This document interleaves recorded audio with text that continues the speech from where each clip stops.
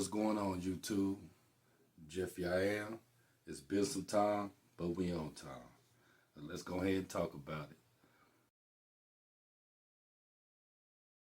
Now, these last 7 days, how are you feeling about the world? How are you feeling about the United States? How do you feel about the information you get from, the news, social media? However you extract your information, how are you feeling right now? Do you feel like the government has lied to you? Well, I'm going to give my opinion. This is just my opinion. What happened in Minneapolis, Renee Good, Alex Predator, they lost their lives from ice agents. These are people that are here to protect us, supposedly, right? And the temperature of Minnesota, instinctively, some of us knew this was coming. A person like myself, my people, I'm going to say my people, have been enslaved for over 400 years.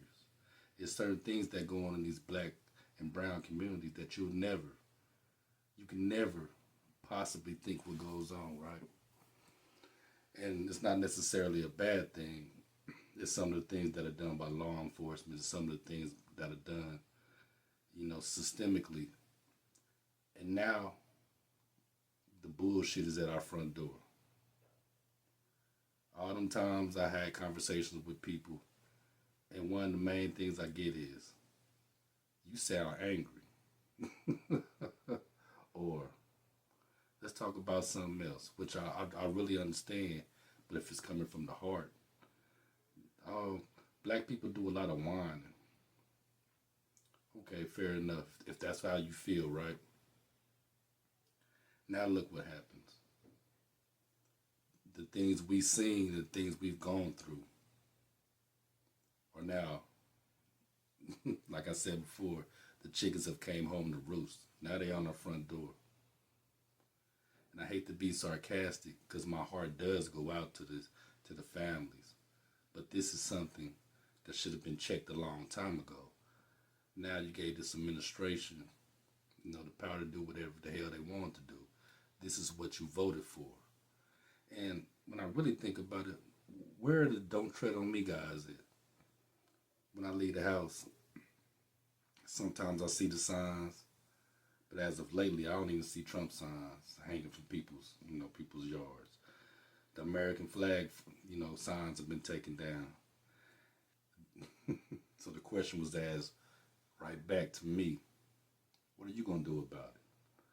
Well, I have a platform, and I'm going to get on here and talk about things that I don't agree with. I'm going to try to give a little compassion.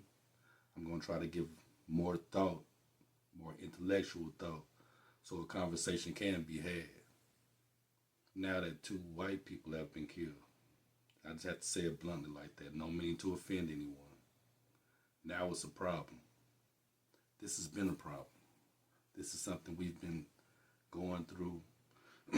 Our parents, our grandparents. And now it's here. How are you going to correct the problem? It's a snowball effect. The economy's down. You even have, what's that dude's name? Greg Bavino. That I may have mispronounced his name, or that may be the wrong name. But the head of ICE, under Christy Nome, he's walking around with fatigues that look like the Gestapo wear.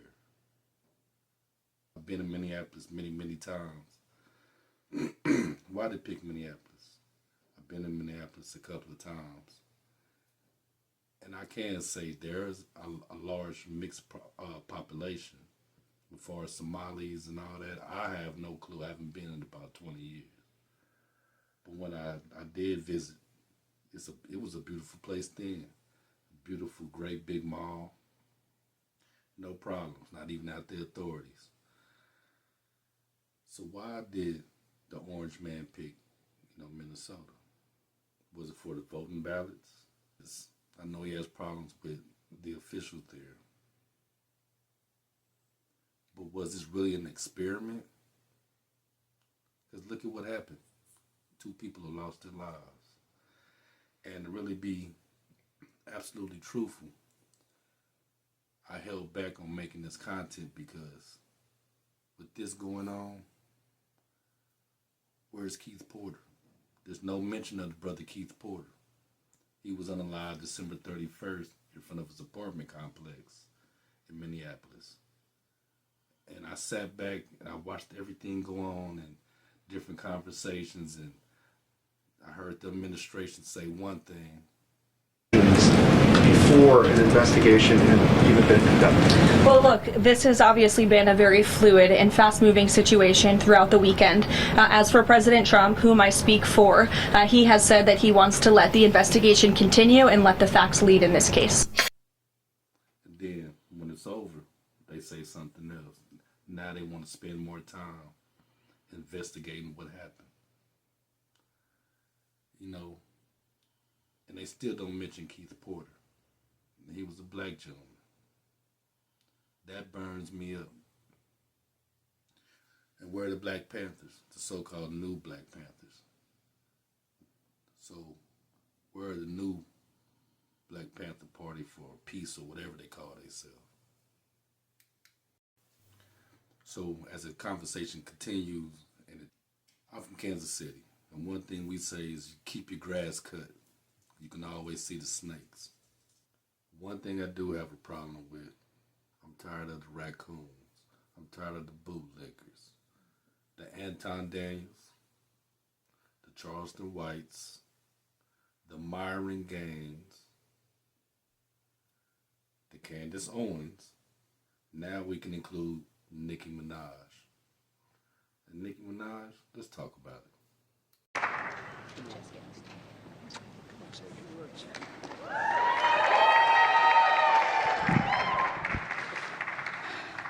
Hello. Well, I don't know what to say, but I will say that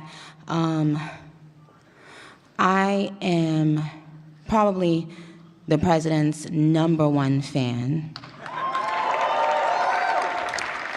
And that's not going to change. And the hate or what people have to say, it does not affect me at all. It actually motivates me to support him more. And it's gonna motivate all of us to support him more. We're not going to let them get away with bullying him and, the smear campaigns. It's not going to work, okay? He has a lot of force behind him, and God is protecting him. Amen. A lot of people, her base is what MAGA doesn't want. Why would she do that? Why would she put herself in that type of risk? Is it for the gold card? And the gold card, it established her residency or her road to residency here in the United States. Oh, she was an illegal alien. Okay, but here's the twist too. Her brother has a SA case. Her husband has an SA case. Birds of a feather flock together. Our president is a known felon for SA. And one thing I'm starting to notice about this whole administration and people in general, people that have a lot in common with this man usually join that join that side. And for Nicki Manaj to do it, it makes me really think, or was it that $500,000 lien on her house? Did she need money? She's supposed to be the biggest rap star ever.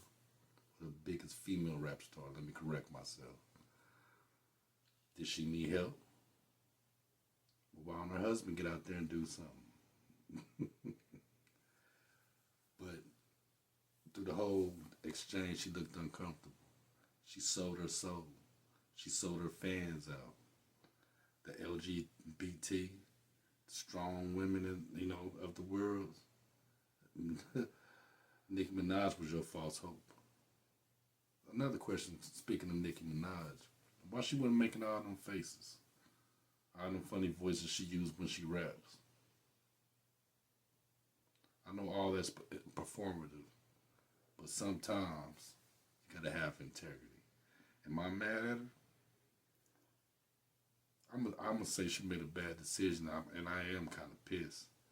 But I'm not a fan of hers anyway. I don't support her. Do I think she has to answer for that later on? Of course. And she gonna get everything she deserves. I'm just saying.